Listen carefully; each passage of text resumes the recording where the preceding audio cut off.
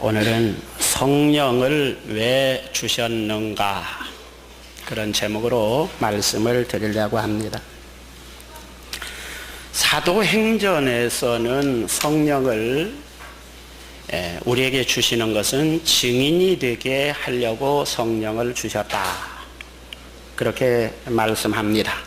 이 성령께서 강림하신 다음에 20-30년이 지난 다음에는 성령을 왜 우리에게 주시는가, 2차적인 성령의 그 주심에 대한 목적이 오늘 고린도 전서에 나와 있습니다. 고린도전서 오늘 낮 시간에 1장, 2장을 전체 1장, 2장 전체를 오늘 대략적으로 여러분에게 소개를 드리려고 합니다. 왜냐하면 성경에 복음의 그 본질적인 복음의 핵심 내용이 기록된 성경은 많지 않습니다. 그런데 고린도전서 1장, 2장에는 복음이 무엇인가에 대해서 핵심적으로 아주 심각하게 표현되어 있기 때문에 고린도전서 1장, 2장을 이해하는 것은 굉장히 중요한 일입니다. 그래서 1장, 2장을 대략적으로 쫙 이제 여러분에게 소개하고 오늘 본문을 여러분에게 말씀드리려고 합니다. 고린도 교회는 초대교회 교회가 여러 교회가 있지만 그 중에 정말로 큰 교회 중에 하나입니다. 부자 교회고 큰 교회입니다. 그 다음에 교회가 크니까 똑똑하고 잘난 사람이 많이 있습니다. 똑똑하고 잘난 사람, 은혜 없이 잘나고 똑똑하면 교회 안에서 하는 일이 뭡니까? 교회를 자기 마음대로 쥐락펴락하는 사람이 많이 있습니다. 그래서 고린도전서 1장 딱 시작하면 인사가 9절까지 나오고 10절부터는 교회 분열에 대해서 이야기를 합니다. 은혜 없이 교회에서 똑똑하고 잘나다 보니까 교회를 지 마음대로 끌고 다니는 이런 사람들 때문에 교회가 문제가 생겼다 이겁니다. 그래서 교회 분열에 대해서 17절까지 이야기를 합니다. 그 다음에는요, 교회에 잘난 사람이 많아요. 지식이 많은 사람, 아주 지혜가 있다고 똑똑한지 않은 이런 사람들이 많이 있어요. 그래서 이 사람들에 대해서 기록한 것이 18절부터서 지혜에 대해서 이야기를 합니다. 철학적이고 상식적인 수준에서 성경을 이해하려고 하는 겁니다. 고린도전서 1장 18절 19절 우리가 너무나 잘 아는 유명한 말씀, 십자가의 도가 멸망받을 놈들에게는 미련하게 보이는 것이고 구원받는 우리에게는 하나님의 능력이다. 기록된 바 내가 지혜 있는 자들의 지혜를 멸하고 총명한 자들의 총명을 폐하리라 이렇게 말씀합니다. 그러니까 고린도 교회 안에 아주 지혜가 있는 척하고 똑똑한 척하는 사람 많은데 싹 이런 지혜를 멸하고 총명한 자들의 총명을 전부 다 짓밟아 버린다. 바울의 설교는 그 설교 자체가 세상적인 철학과 지혜를 교회 안에서 똑똑한 자는 그 사람들의 지혜와 총명을 짓밟는 것이 그의 설교의 내용이었다. 그런 내용입니다. 그 다음에는 이 고린도 교회는 기적주의가 성행합니다. 유대인들, 이 고린도 교회는 이방교회거든요. 로마 판도에서 굉장히 큰 도시입니다. 우리나라로 말하면 한 인천 정도 되는, 로마 판도에서 인천 정도 되는 그런 대도시에 있는 교회입니다. 거기에 이제 유대인들이 많이 있는데 이 사람들은 기적을 굉장히 추구합니다. 신앙이 크냐 작으냐? 네 믿음이 크다. 기적을 체험한 거 보니까 내 믿음이 크다. 당신 믿음이 좋다. 그 기준이 뭐냐? 당신 기적을 많이 체험한 거 보니까 당신 믿음이 좋다. 이런 식으로 이해를 합니다. 그래서 늘 홍해가 갈라졌다, 요단강에 갈라졌다, 갈매산에 불이 떨어졌다, 히스기야가 한번 기도하니까 18만 5천 명이 죽었다. 날마다 설교가 거기에 머물러 있어요. 여러분, 기적 성경에 기적 많이 있어요. 그러나 기적이 기독교 본질이 아니에요. 기적이란 건 뭐냐면은 하나님을 믿어야 되는데 말이죠. 하나님이라고 하는 분이 영적인 존재이기 때문에 눈에 보이지도 않고 손에 쥐어지지도 않아요. 색깔이 빨간색인지 파란색인지 알 수가 없어요. 그러니까 그것을 믿게 하려고 하니까 기적을 행해가지고, 야, 너 눈에 안 보이지만 이런 기적이 어떻게 일어나겠니? 하나님이 살아계신 거 분명하잖아, 이놈아. 그래서 하나님을 믿게 하는데 성경에 기록된 바로 그 하나님을 믿게 하기 위해서 기적을 행하는 거예요. 만약에 하나님을 믿는 그 성경의 내용을 빼버리고 기적하면 이건 타락한 기독교죠. 메시지를 빼버린 그냥 무조건 기적만을 강조하는 기독교. 문제가 심각하죠. 그래서 1장 22절 24절을 보십시오. 유대인은 표적을 구하고 헬라인은 지혜를 찾으나 우리는 십자가에 못 박힌 그리스도를 전하니 유대인에게는 꺼리끼는 것이요 이방인에게는 미련한 것이로되 오직 부르심을 입은 자들에게는 유대인이나 헬라인이나 그리스도는 하나님의 능력이요 하나님의 지혜니라. 아멘.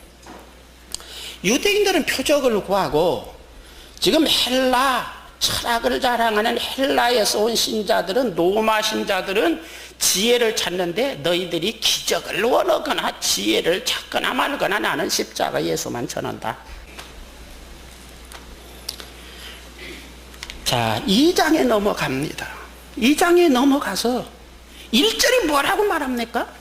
형제들아, 내가 너에게 나아가 하나님의 증거를 전할 때에 말과 지혜의 아름다운 말로 아름다운 것으로 아니하였나니, 내가 하나님에 대해서 복음 전할 때에 듣기 좋은 말로 하지 않았단 말이야. 오늘날 말을 쉰 말로 말하면 귀에 듣기 좋은 말로, 솔깃한 말로, 달콤한 말로 내가 설교하지 않았다는 겁니다.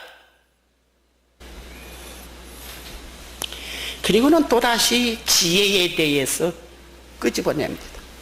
여러분, 재밌는 영화도 2번, 3번, 재탕, 3탕 보면 재미가 없잖아요.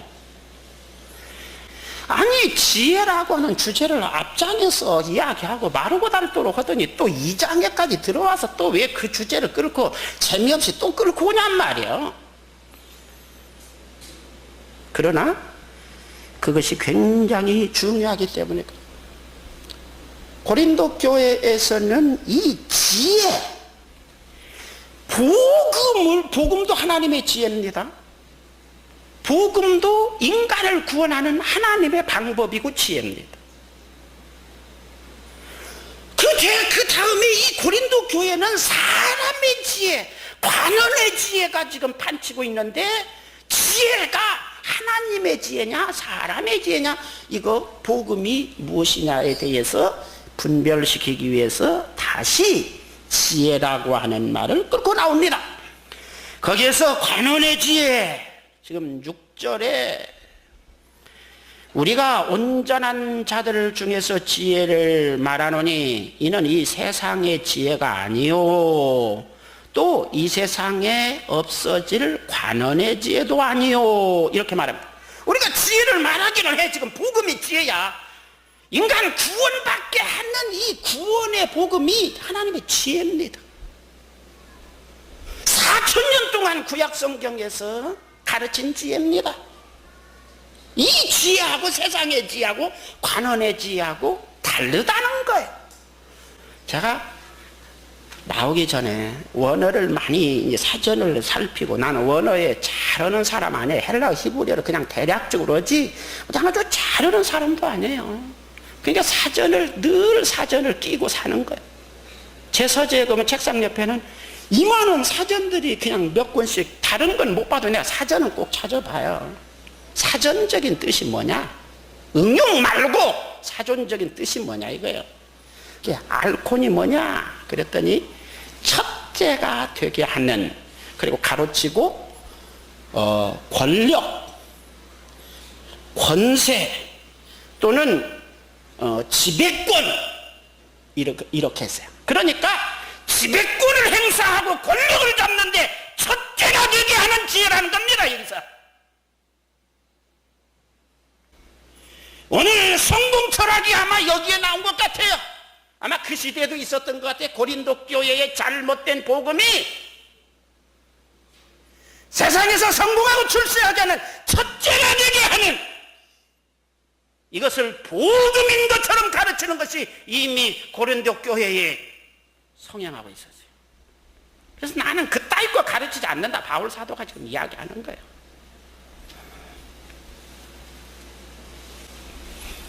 어떻게 하면 대통령이 될까? 어떻게 하면 도지사가 될까? 어떻게 하면 국회의원 되고 장관 되고, 어떻게 하면 아니면 국회의원 장관 대통령은 못 되더라도 세상에서 성공하는 사람이 될까? 어떻게 하면 지배력을 행사하고 권력을 갖고 권세 있게 당당히 떳떳하게 큰소리 치며 사는 사람이 될까? 이걸 알게 하는 것, 그것이 관원의 지혜라고 헬라어 사전 찾아보니까 그렇게 됐더라고요. 오늘 성경의 지혜란 말은 헬라어로 소피아란 말로 소개되어 있어요. 소피아란 말은 철학이란 말도 소피아. 자, 소피스트 그러면은 철학자입니다. 인생은 어디서 와서 어디로 가나? 인생이란 게 뭐냐? 이 동물이냐? 사람이 동물 먹고 싸고 뭐 새끼 낳고 하는 걸 보니까 그 속에서 그 분출하는 욕망 같은 걸 보니까 개나 돼지나 똑같은 동물과 똑같아. 요즘 진화론하고 창조론 우리 학생들하고 저번에 수련회 가서 이야기하는데, 요즘 분자생물학이 발전하면서 사람하고 동물하고 차이는, 원숭이하고 차이는 분자생물학에서는 98%가 동일하고 2%만 다르다는 거예요. 그러니까 진화론적으로 그냥 하나님 싹 빼고 인간 그 자체를 이야기할 때는 동물하고 다를 게 없어요. 그러면 인간이 정말 동물하고 똑같은 거냐? 정말 하나님의 형상대로 지음받은 그런 거룩한 속성이라든가 지성이라든가, 이런 말하자면은 영혼이라든가 이런 것은 어떻게 되느냐? 정말 사람이 동물하고 똑같은가? 이런 것들을 생각하게 하는 것이 철학이에요. 하나님을 뺀 인간 다음을 추구하는 것, 깊이 생각하고 이것을 가르치는 것, 소피스트 철학자들이 하는 일이었어요. 그 헬라에서 전부 다 철학자들이 오늘날 세계에 뭐 소크라테스라든가 뭐 플라톤이라든가 아리스토텔레스라든가 세계적인 오늘날 여러분들이 아는 대다수의 철학자는 다 헬라 사람들입니다.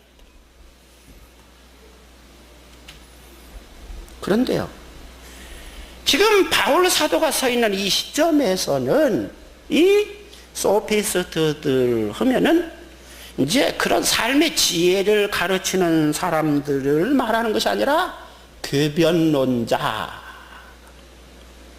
전락한 겁니다. 소피스트 오면 요즘 사전 보면 궤변론자 그렇게도 나오거든요. 사실은 삶의 지혜, 어떻게 하면 사람답게 동물하고 다르게 어떻게 하면 좀 수준 높게 살 수 있는가, 이런 문제를 생각하고 깊이 생각하고 말하는 게 소피스트였는데, 예수님 그 무렵 바울 사도가 복음 전할 이 무렵에는 소피스트 오면은 궤변론자, 개똥철학을 막 그냥 논리를 세워가지고 막 주장합니다. 그래서 이들이 하는 게 뭐냐면 정치가들의 정치 연설 원고 써주고, 딱 어떻게 말을 해야 사람들이 감동해서 표를 한 표라도 더 찍는가, 그런 것을 가르치는 것이. 재판을 하면은 어떻게 하면 재판을 이길 수 있나? 지가 사기치고도 지가 이기면 어떻게 돼요? 사기꾼이 이기면 어떻게 돼요? 공의가 세워지지 않는 거예요. 그런데 지가 사기치고도 어떻게 하면은 옳은 사람에게 덤태기를 씌워서 내가 이길 수 있는가? 이런 것들을 가르치는 것이 소피스트들의 지혜자들. 아주 타락한 나쁜 놈들이 되고 만 거예요. 어떻게 하면은 사업적인 이런 거래관계에 문제가 생겼을 때에 내가 어떻게 하면 돈을 손해보지 않고 상대방에게 그 일을 더 이권을 확보할 수 있느냐, 이런 지혜를 가르쳐주는 것이 소피스트 궤변론자들이었어요. 그 시대에. 오늘 여기에서 세상의 지혜의 관원의 지혜란 말은 그게 무슨 말이냐면은 세상에서 첫째가 되게 하는 것, 권력을 잡고 사회에서 지배권을 행사하는 사람이 어떻게 하면 될 수 있는가, 그걸 가르치는 사람.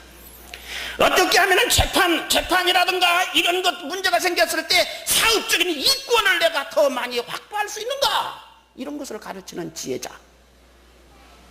교회에서 설교라면 이런 놈들이 많이 일어난 거예요. 이제 바울 사도에게도, 바울 사도님, 우리는요 다른 설교 필요 없어요. 어떻게 하면, 우리 세상에 살잖아요. 하나님 믿고. 그러니까 세상에서 첫째도 되어야 하나님 영광 드릴 거 아니에요. 첫째가 되게 하는 그런 방법을 좀 가르쳐 주세요. 바울 사도는 기도도 잘하고 성령이 충만한 사람이니까 다른 우리 여기에 있는 이런 사람들보다는 더 한 수 높은 그런 지혜를 우리에게 가르쳐 줄 것 같은데 그것 좀 가르쳐 주세요. 그랬더니 바울 사도가, 이놈아 엿이나 먹어라 이 자식아. 내가 그런 잡류인 줄 아느냐 이 자식아. 십자가의 도를 나는 전하는 사람이야 이 자식아.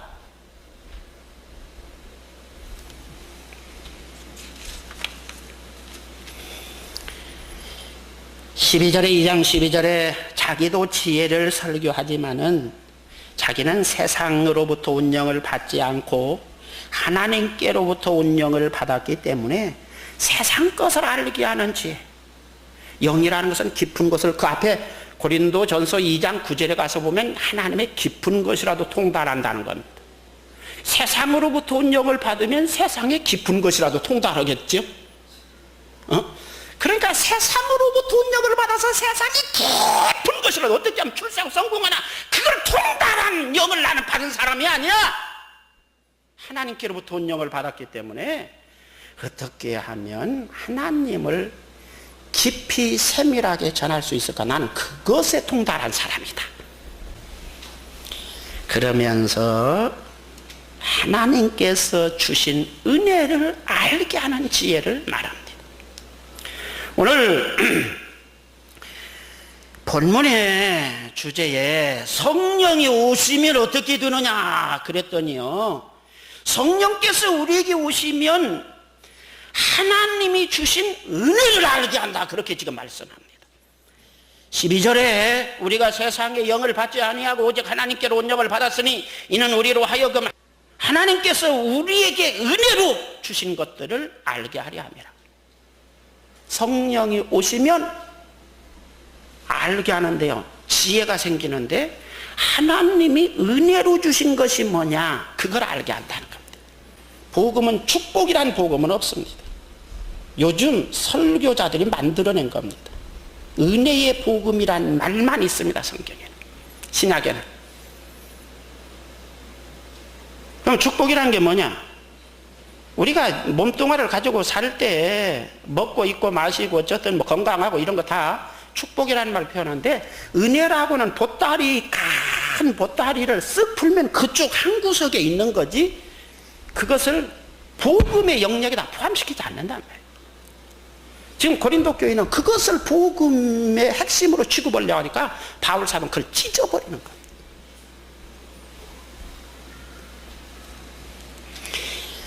따라서 합시다. 하나님께로 온 성령이 우리에게 오시면 하나님이 은혜로 주신 것을 알게 한다. 그럼 그 하나님이 은혜로 주신 게 뭐냐 이거예요, 은혜로 주신 거. 자, 하나님을 믿게 된 게 은혜입니다. 예수님을 믿게 된 게 은혜라고요. 믿습니까? 우리가 예수님을 어떻게 믿게 되었나? 예배소서 1장 4절 5절에 보니까 창세전에 그리스도 안에서 우리를 택하사 우리로 사랑 안에서 그 앞에 거룩하고 흠이 없게 하시려고 그 기쁘신 뜻대로 우리를 예정하사 예수 그리스도로 말미암아 자기의 아들들이 되게 하셨으니. 우리가 믿게 된 것은요, 내가 눈치 빨라서 믿은 게 아니에요. 창세전부터 택하시고 예정하셔서, 이 말씀은 우리말로 번역하면은 창세전에 점을 딱 찍어버렸다는 거예요. 창세전에, 한번 따라서, 창세전에 너는 내 것이다. 내가 너 점 찍었다. 다시 따랐습니다. 내가 침발로 놨다. 내가 창세전에 너를 내가 내 것이라고 딱 점 찍어서 지명해서 침발로 놨어. 여러분 젊은 애들 요즘 피자 잘 먹는데 먼저 얼른 갔다가 내 것 침발로 놓으면 다른 사람 못 먹잖아. 이건 내가 침발로 놨어. 이런 뜻이에요. 이게 하나님의 은혜라는 겁니다. 그래서 믿게 된 거예요. 그냥 어쨌든 간에 믿게 되는 거예요. 내가 믿으려고 해서 믿은 것이 아니라 그냥 믿을 수밖에 없도록 그냥 하나님께서 몰고 가셔서 믿는 거예요. 안 믿으려고 해도 그냥 죽을 병 들어서 믿는 거예요. 어쨌든 안 믿으려고 하니까 사업이 망해가지고 망조 들어서 믿는 겁니다. 어떤 사람 부모 잘 만나서 믿고요. 안 믿을 수 없도록 몰고 가서 내가 믿은 거다. 할렐루야. 그 다음에요, 우리가 죄사함 받고 구원받고 영생 얻은 것이 하나님의 은혜다. 할렐루야. 에베소 2장 8절에 너희가 그 은혜를 인하여 믿음으로 말미암아 구원을 얻었나니 이것이 너희에게서 나는 것이 아니요 하나님의 선물이다. 에베소 2장 8절은 너무나 유명한 말씀입니다. 무슨 말이냐면 너희가 은혜를 인하여 구원받았다. 그 은혜라는 건 뭐냐? 믿을 마음을 주신 것이 은혜다 이거예요. 할렐루야. 괜히 믿어지는 겁니다. 믿습니까? 나는요, 기도 많이 하는 사람 중에 주여 믿습니다 하는 사람의 그 믿음을 인정하지 않아요. 안 믿어지니까 지금 용 쓰는 거 아니에요 지금. 그냥 이 새끼 왜 안 믿어? 너 그냥 좀 믿어. 그래서 그냥 지 자신 속을 막 욱박질르는 게 그냥 비쌉니다. 우리는 겉으로 볼 때는 믿음 대단해, 그냥 된소리 쌍시오 시오리가 나니까 이 사람이 그냥 믿음이 대단한 줄 알지만 사실은 믿음이 대단하지 못한 사람이야 지금. 그렇게 해서 믿는 게 아니라 온디 그냥 믿어져 버려서 믿는 겁니다. 의심을 좀 할래도 의심이 좀 세상 살다 보니까 사탄이 역사하고 뭐 틈타서 좀 의심이 들었다가도 하룻밤 자고 나면 그냥 내가 어제 왜 그렇게 정신 빠진 생각을 했어? 내가 미쳤나 봐. 내가 벼락 맞을 생각을 했지. 어쩌다가 그런 생각을 해? 속이 빠졌던가 봐. 이 자식아 죽어라, 이 자식아 바보 같은 놈. 하나님을 안 믿어, 의심해. 그런 생각이 들 정도로 저절로 믿어진 겁니다. 할렐루야.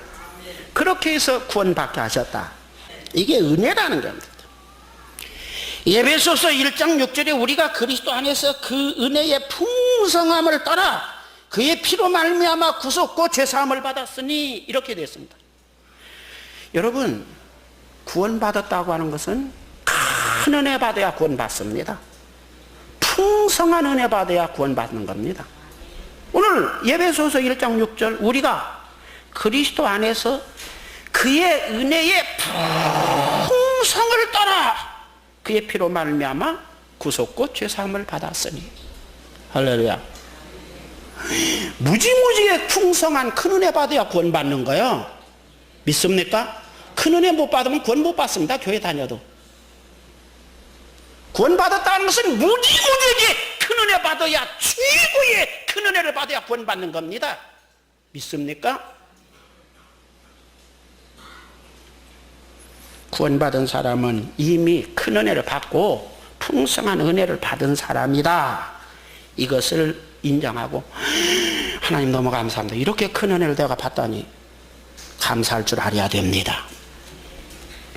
하나님께서 베푸신 이 구원이라고 하는 이 큰 은혜를 받고도 또 몰라요. 속이 빠져가지고 바보 같아서.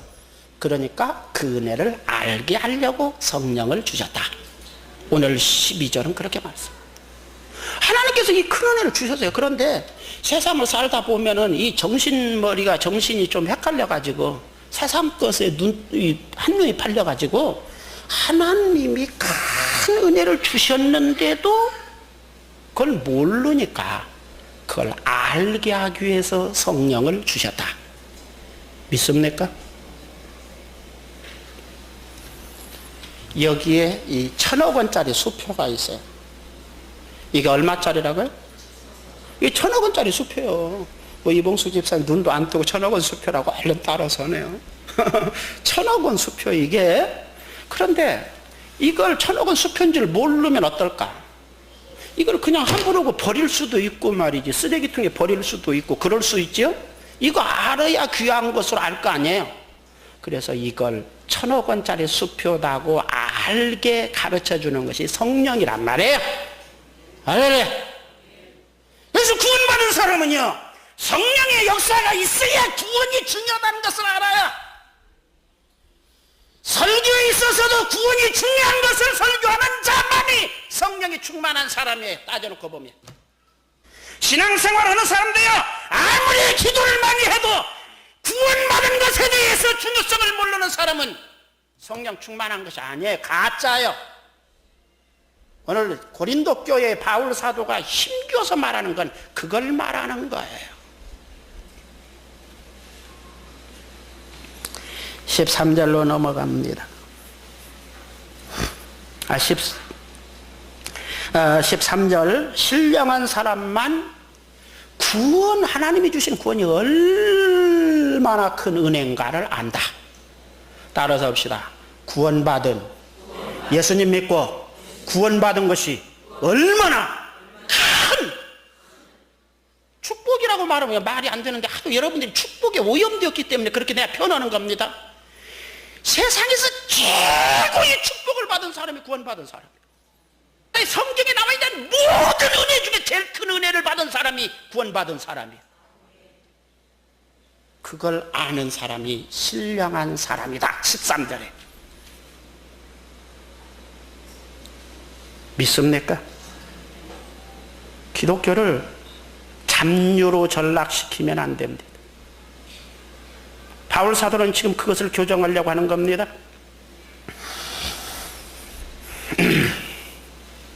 14절 육신에 속한 자는 성령의 일을 받지 않는다. 나 이 성경 구절 참 읽으면 읽을수록 참 신통합니다. 성령을 받지 않는다 그렇게 말하지 않고 성령의 일을 받지 아니하나니 그렇게 말했습니다. 성령이 하시는 일을 받아들이지 않는다. 성령을 받았다고 말은 해요. 신령하다고 말은 합니다. 그러나 성령께서 주로 하시는 일이 뭐냐? 구원을 알게 하는 거, 그게 성령이 하시는 일이요. 그것을 중요시 하잖아요. 여기서 받지 아니한다. 오데코마이란 말. 여기 오데코마이란 말은 환영하지 않는다. 적응하려고 하지 않는다. 배우고 인정하려고 하지 않는다. 이거. 바울 사도가 가르치면 배우고 그걸 내가 틀렸나 봐. 그럼 바울 사도가 누구야? 그렇죠? 근데 고린도 교회 다른 교회 설교자들하고 바울 사도하고 차별성이 있어요, 없어요?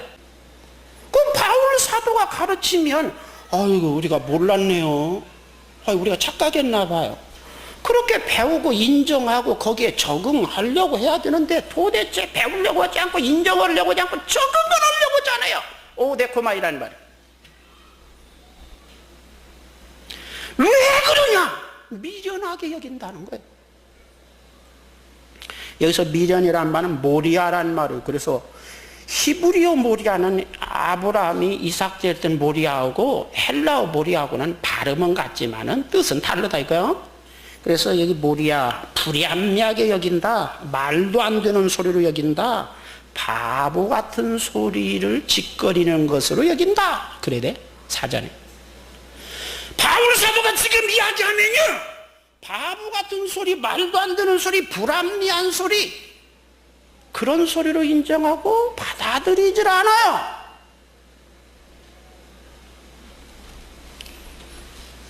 성령이 하시는 일, 은혜를 알게 하는 일이다. 은혜가 뭐냐?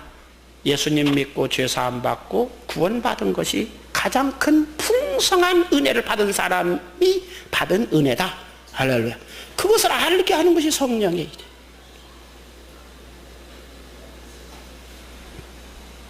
육신의 사람의 눈에는 구원과 영생의 복음과 하늘의 복음이 어리석고 불합리하고 바보 같은 소리로 들려요. 그래서 교회 강단에 그런 설교를 하면 사람도 안 모입니다.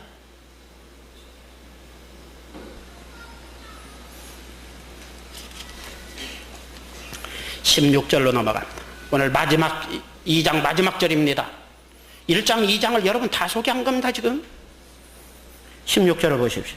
다 같이 한번 소리를 내어 읽겠습니다. 누가 주의 마음을 알아서 주를 가르치겠느냐? 그러나 우리가 그리스도의 마음을 가졌느니라. 아멘. 가르치는데 성경만 가르치는 게 아니라고요. 성경을 그대로 가르치는 건 틀린 거예요. 여기에서 누가 주의 마음을 알아서, 주님의 마음이 무엇인가를 알아서 주를 가르치겠네. 주님의 마음이 뭐예요? 하나님은 천년이 하루같이 천년을 기다리는데, 하나님은, 사람은 100년뿐이 못 사니까 천년 못 기다리지. 그러나 천년을 하나님은 기다리는데 하루같이 기다려. 여러분, 한 10년만 기다리려도, 아브라함은 25년만 기다리려도 그냥 아이고 못 기다리겠어 그래가지고 첩을 얻어서라도 새끼를 만들어 보잖아요. 아브라함이 믿음의 사람이도 못 기다려 25년도. 그런데요, 하나님은 천년을 기다리는데 아이고 지루해. 그래도 하루같이 기다리신다. 인간이 한 명이라도 더 구원받기를 원하셔서. 믿습니까? 또 하루를 기다리는데 얼마나 지루한지 하나님은 천년같이 지루해도 기다려. 여러분, 속이 벌떡 나는 사람은 하루도 못 기다리지. 1시간을 기다리려도. 저도요, 성질이 급해가지고 어디서 기다리는 거 제일 못해. 제가 제일 못하는 것 중에 하나가 기다리는 거야.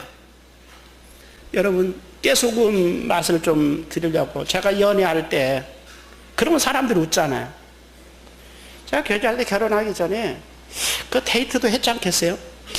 오래 기다리면 그냥 와버려요. 아우 답답해 죽겠어요. 기다리는 건 못해요. 그냥 제가 화를 제일 많이 냈다 그러면은, 화를 냈다면 그럼 기다리게 해서 화내는 걸. 하나님은요, 기다린답니다. 왜? 한 사람이라도 구원받게 하려고. 믿습니까? 이게 주님의 마음이에요. 주님 하나님의 마음은 뭐냐면, 아들 독생자를 십자가에서 죽게까지 해서라도 우리를 구원받게 하는 것이 하나님의 마음이에요. 믿습니까? 이 마음을 알아서 성경을 누가 가르치겠느냐, 이 말이죠. 그게 복음이에요. 그렇지 않은 건 복음 아니에요. 믿습니까? 누가 주의 마음을 알아서 성경을 해석해서 주님이 어떤 분인가를 가르치겠느냐, 기독교가 무엇인가를 가르치겠느냐. 지금 그렇게 말하는 것은 너희들이 그러냐? 알코니란 말은 세상의 첫째, 어떻게 하면 대통령이 권력의 첫째, 지배권을 행사하는데 첫째가 되게 하는 지, 알코니, 관원의 지혜란 말. 너희들이 그런 건 가르치니 정말 주님의 마음으로 지금 마음을 알아서 지금 가르치느냐? 성경을 풀어서 가르치느냐? 그렇지 않은 복음이 아니다. 지금 박사는 그걸 이야기하고 있는 거예요. 하나님이 세상을 이처럼 사랑하사 독생자를 주셨는데 누구든지 뭘 얻게 하려고? 영생 얻게 하려고. 이게 하나님의 심정이에요. 그걸 알고 누가 성경을 가르치겠느냐? 그것을 알고 누가 설교를 하겠느냐? 우리는 주의 심정을 가진 사람이다.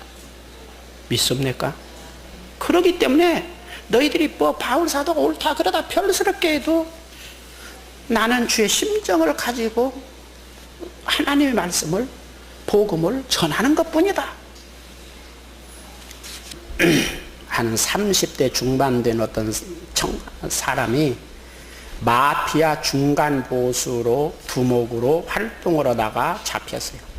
그러니까 1800년대 말 미국의 마피아 이 갱단 이 사람들은 사람 죽이는 것을 밥 먹듯이 하고, 이런 아주 마피아 중간 보수 실제적으로 행동책 대장이죠. 두목 마피아 두목은 나는 불안도 하는 사람은 아주 사회적으로 뭐 겉으로 안 나타나잖아요. 그러나 실제적으로 행동 총 부하들을 끌고 다니면서 행동하는 이 두목 잡혔으니까 뭐 사형 선고를 받았죠. 그런데 이 사람이 감옥에서 사형 선고를 받고 집행되는 기간까지 지나면서 예수님을 믿게 되었습니다. 야, 내가 사람으로 태어나가지고 이렇게 못쓸 일을 많이 하고 내가 이렇게 못된 죄를 많이 지었단 말인가. 자, 내가 얼마나 이렇게 해로운 해충처럼 짐승만도 못한 삶을 살았다. 그냥 후회가 돼. 그래가지고 할 수만 있으면 감옥에서도 그냥 굳은 일, 뭐 이런 일 치지가 참 다 자기가 자원해서 하고 아주 그러면서 아주 정말 새로운 각오를 가지고 살아요. 그런데요, 그런 그 사람의 삶이 간수를 통해서 상부에 보고가 됐어요. 사형 집행하는 날이 왔어요. 그래서 집 끌려나가 집행을 받게 됩니다. 교수대에 앉혀지고 집행관이 할 말이 없느냐고 묻으니까, 예, 내가 죽은 후에 다시 하나님께서 정말 은혜를 베풀어서 그럴 리 없지만 또 한 번 새 인생의 기회를 준다면 지금까지 내가 행한 모든 악을 좀 보상하는, 좀 그것을 갚는 삶을 살 텐데 정말 여러분 대단히 죄송합니다. 미안합니다. 용서해 주십시오.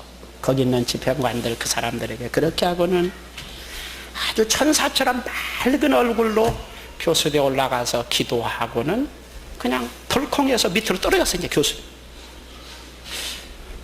영화는 이 영화 지금 영화입니다. 영화가 끝난 게 아니라 그때부터 이제 시작되는 겁니다. 쫙 영화 좀 앞에 그 시작되기 전에 하는 거 나오잖아요. 그 영화가 시작되는 거예요. 떨어지니까 헬렌 구급 의료진이 막 앰뷸런스가 가가지고 밑에서 그 사람을 구출해서 싣고 막 응급실로 갑니다. 그리고는 다른 사람 행녀 저런 데면 길거리에서 그냥 죽은 사람 있잖아요. 신원도 알 수 없는 사람. 그 사람 시체를 갖다가 대신 그 사람 이름으로 장사를 지내고 이 사람을 갖다가 병원에서 막 그냥 치료를 해가지고 한 5일 후에 의식이 깨어났어요. 깨어나서 보니까 자기가 막 얼굴도 그냥 막 엉망진창이고 막 붕대로 칭칭 감겨 있고 막 신사들이 막 대단한 사람들이 왔다 갔다 하고 막 그래서 이게 어딘가 깜짝 놀래가지고 그러니까 그 중에 아주 백발이 환한 아주 노인 어떤 나이가 많은 아주 금태 안경을 쓴 아주 어떤 신사 한 분이 노엘씨 안녕하십니까? 이제 깨어나셨습니까? 인사를 하니까 저는 노엘이 아니고 노우만인데요. 사람을 잘못 보신 거 아닌가요? 그랬더니 아닙니다. 당신은 5일 전까지는 노우만이었는데 오늘 여기 있는 당신은 노엘입니다. 뭔가 착오가 생긴 것 같은데요. 그런데 당신은 누굽니까? 예, 나는 미 합중국 CIA 국장 아무개입니다. 당신이 감옥에서 감옥 생활할 때 많은 보고를 받았는데 5일 전까지는 당신은 마피아 갱단 중간 두목 노만이었지만 이제 당신은 평범한 미국 시민으로 새 생명을 하나님께서 주셨습니다. 여기 새로운 신분증과 여권이 있습니다.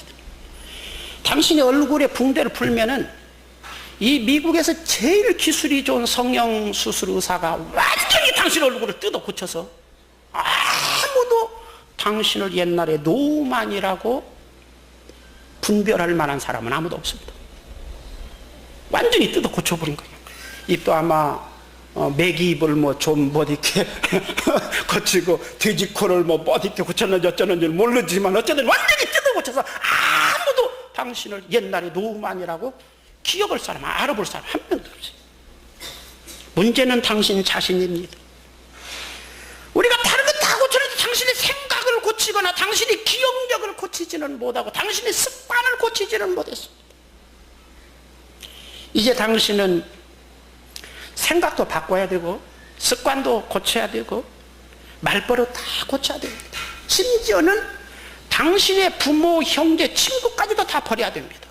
만약에 가가지고 당신 부모에 가서 내가 사실은 노후만인데요, 이게 어떻게 사형 집행 가지고 이렇게 수술을 다 해가지고 난데 내 목소리 뭐 내가 어디서 태어나고 뭐 이런 이야기하면 다 그래도 알아들을 거 아니겠어요? 알아 부모들이. 당신 부모도 만나서 안 되고 친구도 만나서 안 되고 이게 다 버려야 됩니다. 당신은 완전히 노후만은 죽었고 노예로 다시 태어났기 때문입니다. 만약에 당신이 겉모습만 바꿔가지고 속이 안 바꿔져서 부모 형제를 찾아다니고 친구를 찾아다니고 자꾸 옛날 이야기를 하면은 마피아들은 당신이 옛날에 노후만인 것을 알아차리고 당신을 다시 포섭하거나 위협해서 포섭하거나 하수인으로 다시 만들 우려가 농후합니다. 그리 되면 당신은 아무리 새 생명이 주어졌어도 다시 옛날 같은 흉악범으로 인생을 살 수밖에 없기 때문에 과거에 당신은 이제 죽었다, 나는 다시 태어났다, 생각도 바꾸고 기억력도 바꾸고 습관도 바꾸고 옛날에 부모 형제 다 이제 해서 새로운 사람으로 당신은 살아가야 됩니다. 할 수 있겠습니까? 당신은 어떻게 하면 내가 하나님께서 나에게 새로운 생각을 한번 주면 내가 정말 옛날에 흉악한 그런 것을 보상하는 삶을 살겠다, 어떻게 보면 살겠다고 당신이 죽을 때까지 그랬다는데, 예, 그렇게 살겠습니다.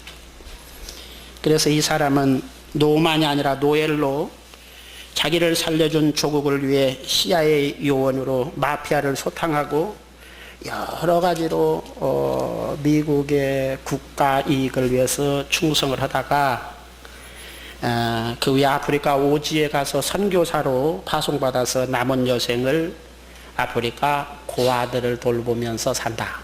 실제인지 아닌지는 모르겠어요. 어쨌든 그런 영화가 있어요. 영화 이야기를 한 거예요, 지금. 이 이야기를 곰곰이 생각해 보면 땅 위에서 예수님을 영접하고 죄에서 건진받아 새 생명을 받은 크리스찬의 삶이 이와 같다. 100%꼭 그렇다고 말할 수는 없지만 그와 비슷하다. 믿습니까? 우리가 옛날에 기억을 가지고 있는 것도 사실이고 옛날에 지식을 가지고 있는 것도 사실이고 옛날에 같이 어떤 옛날의 습관을 가지고 있는 것도 사실이에요. 그러나 예수님을 믿고 우리가 구원받은 그 다음에는 분명히 우리의 신분도 변화되고 이 세상 것 옛날에 그 삶을 사는 것이 아니라 하늘나라의 시민권을 가진 하나님의 자녀로 이 땅에서 살아야 된다는 겁니다. 고린도후서 5장 17절 보십시오. 누구든지 그리스도 안에 있으면 새로운 피조물이라 이전 것은 지나갔으니 보라 새 것이 되었도다. 할렐루야. 한번 자기 가슴 패기를, 나는 새 것이다. 할렐루야. 묵은 거 아니에요. 옛것 아닙니다. 아주 새로운 피조물입니다. 하나님이 특별히 지은 하나님의 자녀, 하나님의 생명을 받은 하나님의 피조물입니다. 그 새 생명을 가지고 우리는 사는 겁니다. 이것을 알게 하기 위해서 성령을 주셨다. 오늘 말씀은 그런 뜻입니다. 이것을 너무나 모르니까 이것을 실감 있게 알고 인생을 살도록 하기 위해서 성령을 주셨다. 이거 모르는 사람은 성령 받은 사람이 아니다. 뒤집어서 말하면 아무리 대단하게 뭐 방언 예언하고 뒤집어지고 엎어지고 별스럽게 해도 이것이 안 된 사람은 성령을 받은 사람이 아니다.